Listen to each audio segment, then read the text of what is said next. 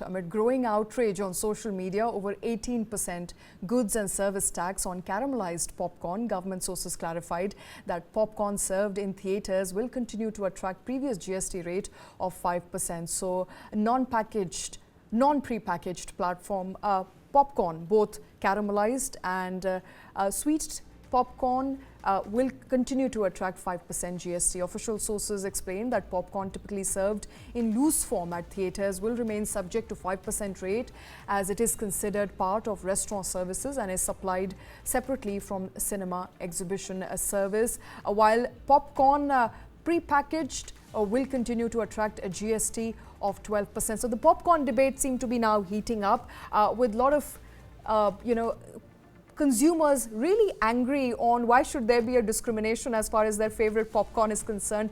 To really talk about the debate around popcorn, we are being joined by founder of 4700 BC. Chirag is with us on the show. Chirag, thank you very much for taking time out. I think no better person to really help us understand what is the debate around tax on popcorn and why are people so miffed with the GST changes? Hi. So I think what has happened is I think there was a lot of there was lack of clarity when it comes to snacking as a category, and especially when popcorn as a category as well, right? So I think recently government has come out where they've clarified taxes on extruded snacks recently, and now they've actually clarified on the popcorn also. I think the good thing is at least there's clarification because I think the way some of the laws are written around GST, there was lack of clarification of how certain products are being taxed, right? And especially like a simpler product like popcorn, still there was no clarification how it should be taxed. So I think good thing which has come out is there's clarity now, at least for the popcorn category. I think where the consumers have been, questioning is why there's the two different taxes on savory versus caramelized. I think I leave that to the government because I think they better understand the laws. But I actually welcome that there is clarity now. There's no questions around popcorn taxes going into 2025. Certainly, I think there is government concerns over how much sugar a product should have and how much extra tax a sugar should attract. But I think that's a larger question which gets clarified over a period of time.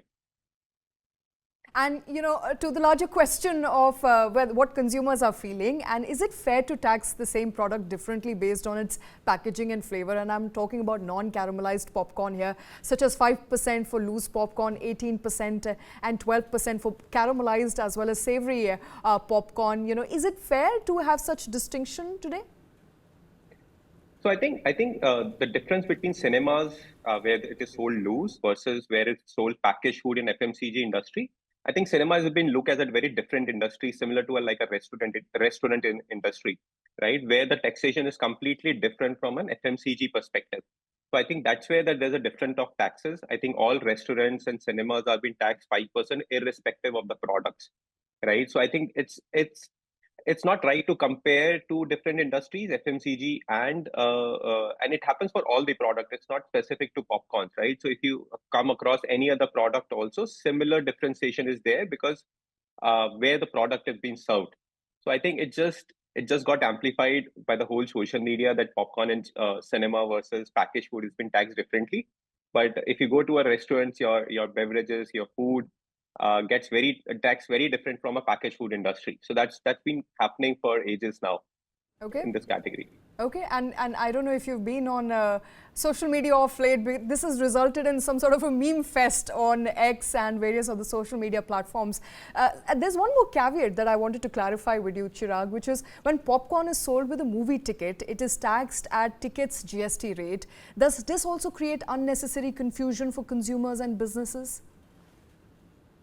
I mean, yes, I think the whole question around taxes is there's a lot of complexity right now still in India, right? The intent of GST was to keep taxes very simple, taxes very straightforward. I think still there's a lot of complexity in our tax ecosystem, right? That's something government needs to get forward and clarify and make it simplified, right? So even the consumers, even the brands like us, even the brand owners, they have clarity of what is happening in the market, right? Too much ifs and buts in the taxes create complexity. If you go internationally to a lot of countries, the taxation is very simple, right? Whereas in India, still, I think it's almost 7 years now, 8 years now since GST has been into place. I think still there is a lot of such confusions, right? I think that needs to be clarified going forward. Good popcorn clarification has come, but I think in future, similar clarification should be more frequent, more consistency around it should be happening. Okay. Okay. And so you mentioned that you're happy that at least there is clarity now, but varying GST rates on popcorn also leads to challenges for vendors, small businesses in theaters, multiplexes, people who are small retailers. They're really confused on what is packaged, what is non-packaged. Would it be right that the layering of taxes and from 5% to 12% to 18%, now that has created some sort of confusion for small businesses? I mean, yes. I mean, it's still better than a week ago, because week ago there was still more confusion, right? Because as we as a brand was taxing differently, some other brand was taxing very differently, right? So there was still a lot of confusion before. I think now with the clear mandate, it's more clarified for everyone.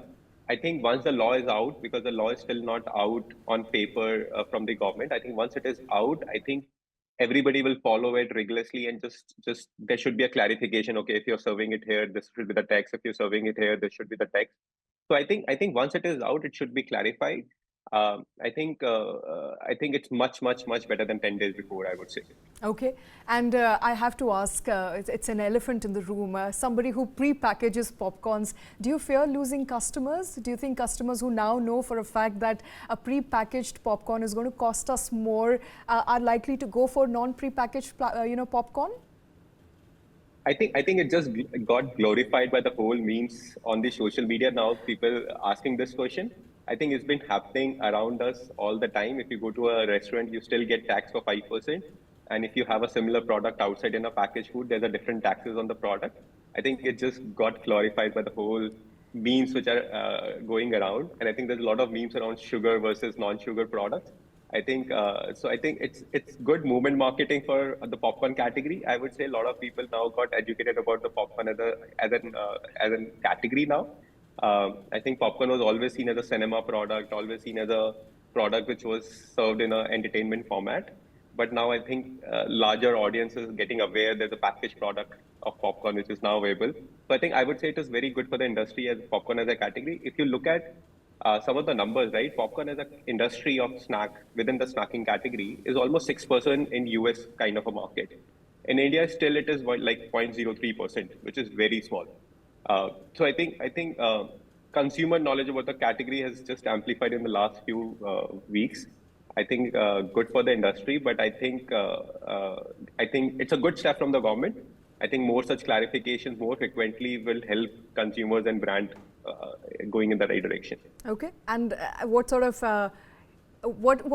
impact are you anticipating? I have to ask, now that there is clarity, what is the impact you are anticipating on your sales?